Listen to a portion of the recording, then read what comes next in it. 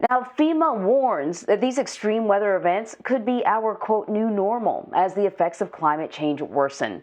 The agency's chief, Deanna Criswell, says tornadoes are, quote, incredibly unusual for this time of the year. And she also called climate change the ultimate crisis of our generation.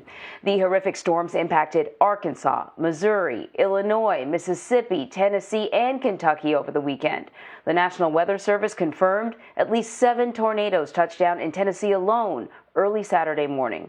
So joining me now from Nashville is Sandy Mazza. She's a reporter for USA Today's network, The Tennessean. Thank you so much for joining us to give us an idea of what is happening there.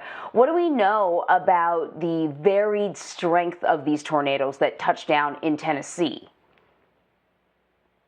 They were very strong, huge wind gusts, 110, I think, to 135 miles per hour. At about half of them were that big, and then the other half were a little less. Right. Well, you know, even little tornadoes can do a lot of damage, and we're talking about a lot of tornadoes. So in terms of rescue, recovery, cleanup efforts, where do things stand right now? It's a long process. There's still one missing in Obion County in the Northwest, but they are looking. I know the governor's looking for potentially doing some federal emergency relief funds, and we have a huge response of emergency workers in the cities that were devastated or flattened. Right. Of course, if you're going to clean up things, you're going to need power. At the storm's peak, about 95,000 Tennesseans were without power, I think. Where do crews stand with getting those power lines up and running and the power back on? Well, I'm actually surprised they've made some really good progress. It was over 130,000 right after the tornadoes hit, and then we got down to 90, but most of them were in Nashville or Davidson County.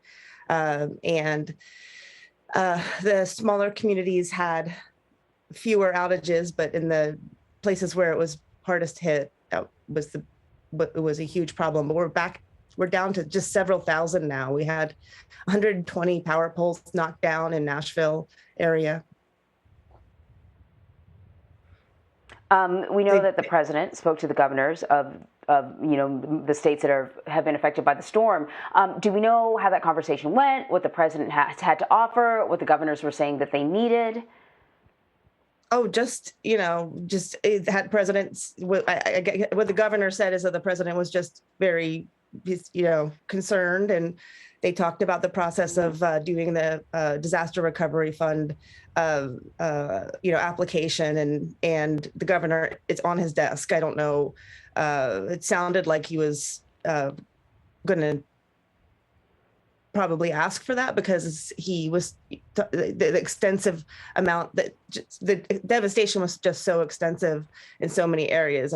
I think that it would probably be needed. So I don't know who has power and who doesn't, but if anyone is able to watch this, what is the best way to get help if you're someone who's in need? The best way, I suppose, to get to help. Oh, okay. Yeah. There's just so much help right now in every community, and especially in the small communities that were hit the hardest, real close-knit towns, neighbors helping neighbors, recovery workers are everywhere, and everybody just wants to help. So there's no lack of help. I think there was at least some hopefulness that we had the lower death,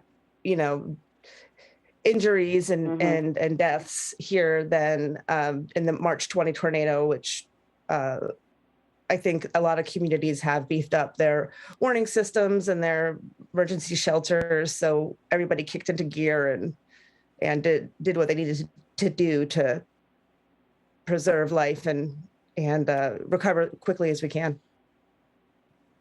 Yeah, it's tough. I mean, even with all the help available, it's just simply going to take time. You just can't rush. Sandy Mazza, thank you very much. Thank you.